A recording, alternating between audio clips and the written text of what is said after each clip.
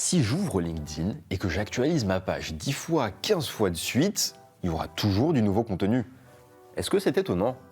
LinkedIn compte environ 1,2 milliard d'utilisateurs, ce qui mène à environ 2 millions de posts, d'articles et de vidéos publiées sur la plateforme chaque jour. Alors, c'est beaucoup, mais si on compare avec le moteur de recherche Google ou même avec Facebook, le public de LinkedIn reste quand même plus modeste.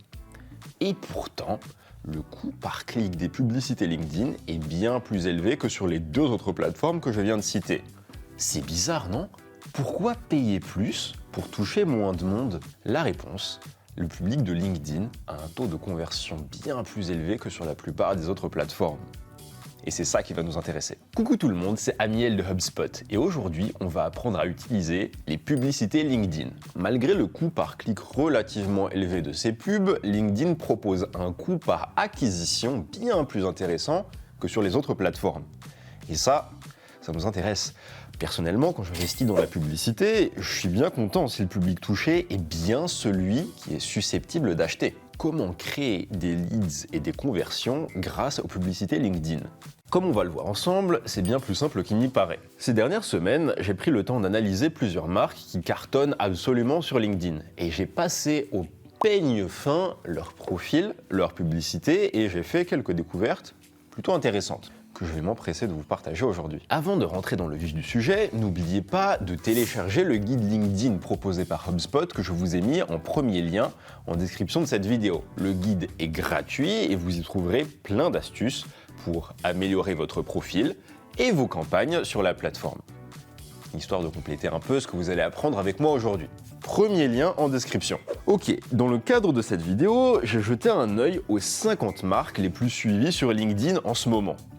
Et le premier constat que j'ai fait est sans appel. Bien avant la publicité, c'est le profil de l'entreprise qui est primordial. Même LinkedIn nous le dit. Un profil bien optimisé augmente le nombre de vues hebdomadaires de 30%. Donc c'est par là qu'on va commencer. L'une de mes pages préférées sur LinkedIn est celle de la Walt Disney Company. Et on va voir de plus près comment ils ont construit leur profil. Alors déjà, regardez la cohérence et la clarté exemplaire de leur branding.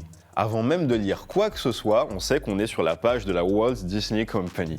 Et juste ici, sous le nom de l'entreprise, on peut voir ce qu'ils font et en quoi ils servent les clients. Leur section à propos nous donne des indications claires sur la structure de l'entreprise et sur sa mission. Mais ce que j'admire le plus sur leur profil, c'est la manière dont ils ont utilisé avec brio les autres sections un peu plus optionnelles proposées par LinkedIn. Dans la section vie de l'organisation, ils ont créé plusieurs sous-sections couvrant leur activité dans différentes régions du monde, mais également leur culture ou encore leurs projets technologiques actuels. Et c'est très intelligent de faire ça quand on y pense. Combien de personnes iront jusqu'à votre site web pour rechercher toutes ces informations à propos de votre entreprise ? Les utilisateurs sont déjà sur LinkedIn. Donnez-leur l'information là où ils sont. Et pour plus de conseils sur l'optimisation d'un profil LinkedIn, n'hésitez pas à jeter un œil à la vidéo dédiée que nous avons réalisée, qui d'ailleurs est présentée par quelqu'un que vous connaissez. Ok, une fois que votre page est bien remplie, ne sautez pas tout de suite sur la publicité. On va d'abord créer de l'interaction avec les prospects de manière organique. Quand on regarde les posts organiques de la Walt Disney Company, que voit-on ?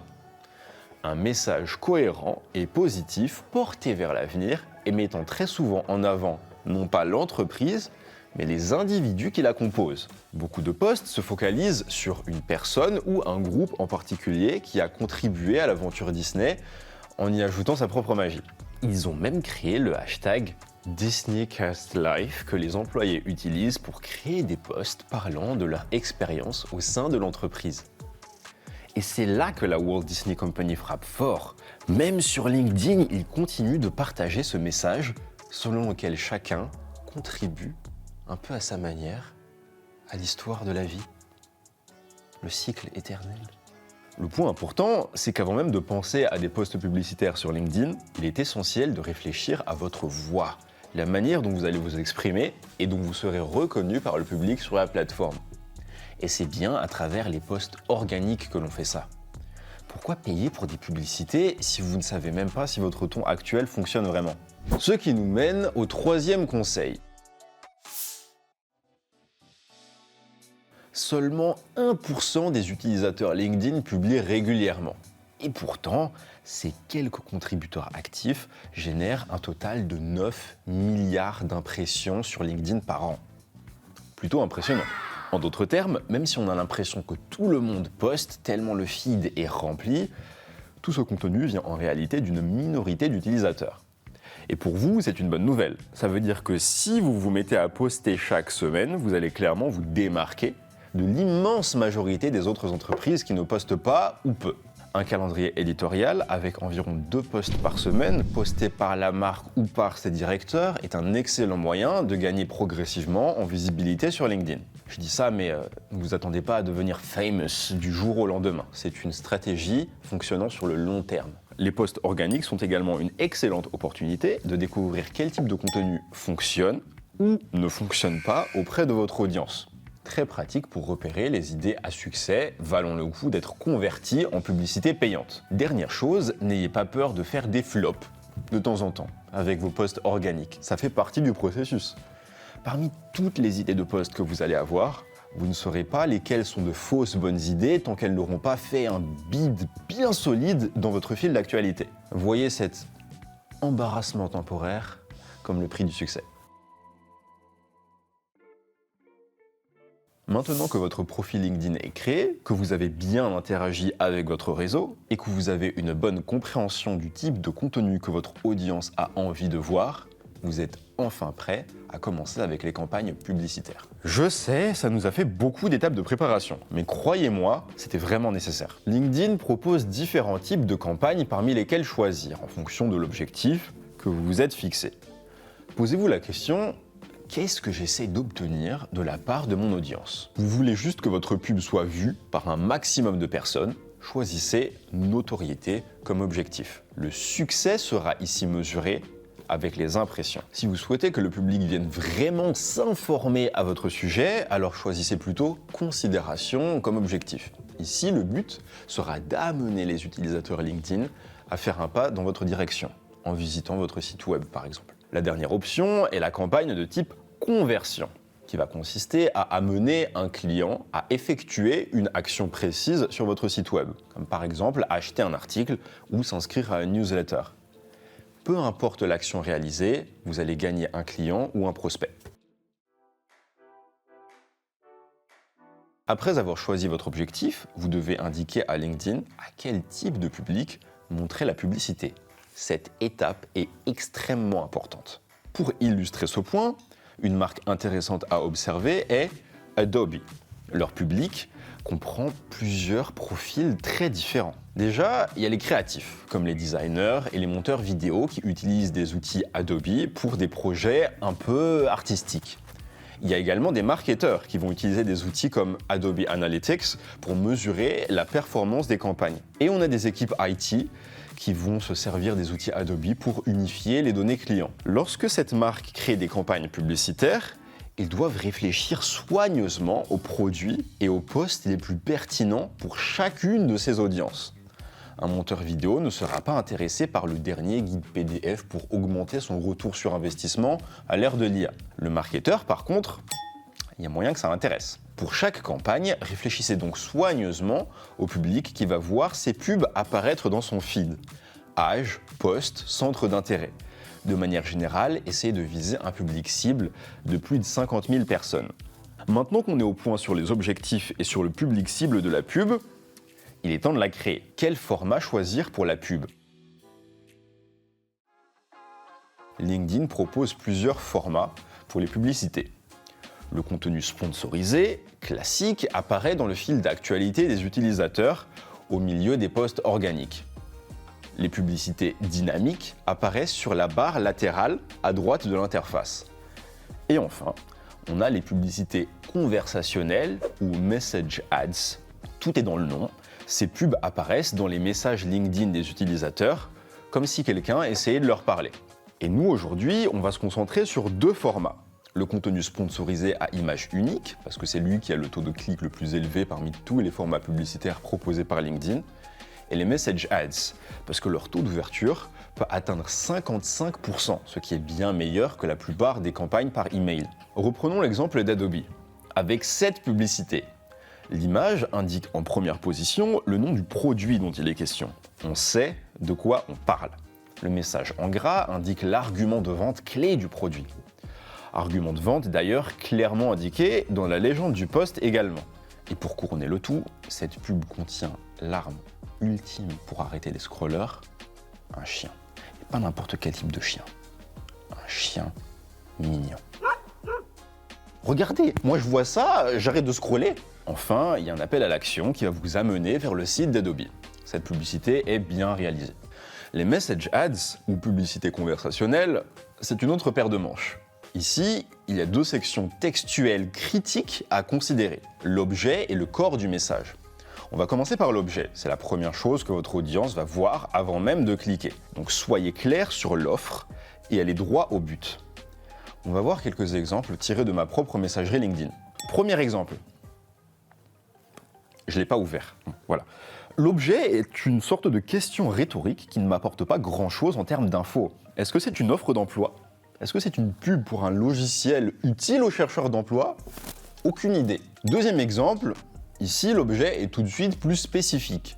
Mais la marque mentionnée dans cet objet, je la connais pas. Et avant même que je puisse apprendre quoi que ce soit sur la valeur ajoutée de ce produit ou service, on a les fameux 3 petits points. Et les 3 petits points ne sont pas une tentative de suspense de la part des créateurs de la pub. L'objet est juste trop long. Dommage. Troisième exemple, selon moi le meilleur. Ici, on voit immédiatement à quel type de contenu s'attendre si jamais on clique. Et il y a même un texte, entre parenthèses, rendant l'objet encore plus catchy. C'est spécifique, il y a de la personnalité. Cette pub-là aura probablement plus de succès que les deux précédentes. Maintenant, on va parler du corps du message. Et on a un exemple très intéressant nous venant de l'entreprise logicielle Databricks. Ils voulaient inviter le public à s'inscrire à un événement. Et ils ont testé 3 textes différents. 2 versions commençant par des questions ouvertes et une 3e avec un appel à l'action un peu plus direct.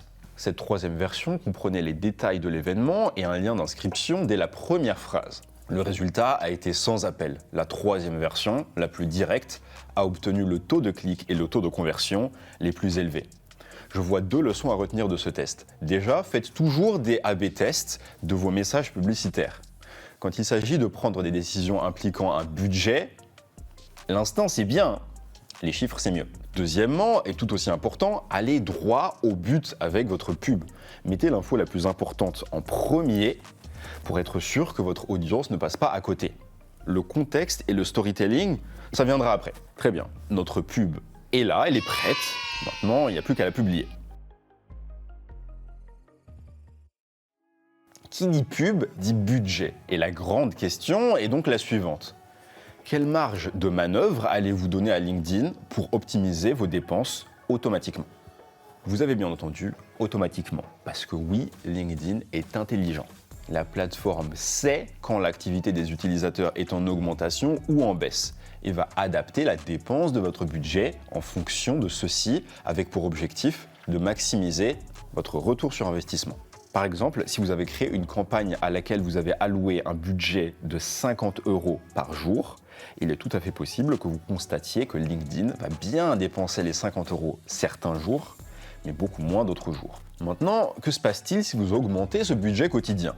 Il est fort probable que les jours où le budget max était atteint lors du précédent test atteignent également le budget max lors de celui-ci, tandis que les autres jours n'atteignent toujours pas le seuil de dépense maximum. Votre budget marketing est serré ? Pas de souci, ajoutez tout simplement un plafond de dépenses totales à votre campagne. Une fois ce seuil atteint, la campagne s'arrête. Une autre option est de créer une campagne limitée dans le temps. Choisissez une date de début et une date de fin pour la campagne. Ensuite, soit la dépense totale autorisée sur cette période, soit la dépense maximale quotidienne autorisée sur cette période. Quel que soit votre choix, vous garderez le contrôle sur la somme dépensée au cours de cette campagne. Votre campagne est lancée, ça y est, félicitations. Attention, parce que maintenant, il faut effectuer le suivi de la campagne en gardant un œil sur vos indicateurs de performance, les fameux KPIs. Si vous constatez que votre campagne publicitaire LinkedIn ne fonctionne pas, vous avez 2 choses à vérifier en priorité. Numéro 1, La segmentation de votre audience. Avez-vous choisi le bon public? Numéro 2, votre contenu. Votre message est-il pertinent? L'image que vous utilisez est-elle efficace? Par exemple, la publicité Adobe de tout à l'heure. Supposons que vous observiez des mauvais résultats dus à une sous-performance auprès des photographes et des illustrateurs professionnels. Mais en creusant un peu, vous constatez que les managers réseaux sociaux ont été plutôt réceptifs à votre pub. C'est probablement un signal vous suggérant de recalibrer la dépense de votre budget en mettant la prio sur les social media managers. Maintenant, que faire si la campagne ne fonctionne vraiment sur aucun segment? Dans ce cas, il est recommandé de jeter un œil à votre pub en elle-même, à savoir l'image et le texte associés. Pas besoin de surréagir en supprimant tout pour repartir à zéro. Faites juste des petits changements avec des petits A/B tests. Peut-être que l'image n'était pas bonne, peut-être que le texte n'était pas optimisé ou que l'appel à l'action n'était pas assez clair. Gardez en tête qu'il est essentiel de changer les éléments un par un. Si vous changez l'image et le texte en même temps, vous ne saurez pas lequel des deux posait problème. C'est le moment du résumé.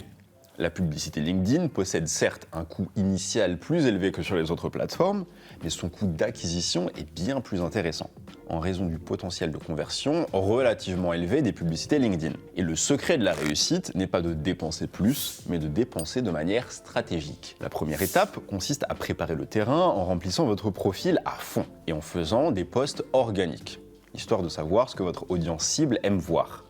Ce n'est qu'après seulement que vous pourrez commencer la publicité. Choisissez un objectif pertinent pour votre campagne et réfléchissez à l'audience de votre pub. N'hésitez pas à aller vous inspirer de ce que font les marques à succès. Enfin, gérez votre budget de manière intelligente, tout en surveillant la performance de votre campagne, pour faire des ajustements en fonction de vos observations. Et juste en bas, en description de cette vidéo, vous trouverez un guide LinkedIn créé par HubSpot contenant plein d'astuces pour optimiser votre profil et vos campagnes sur le réseau social professionnel numéro 1 au monde.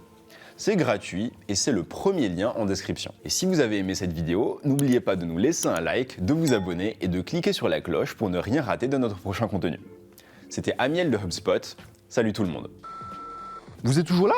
La vidéo elle est finie. Téléchargez le guide en description et on se retrouve la prochaine fois. Salut!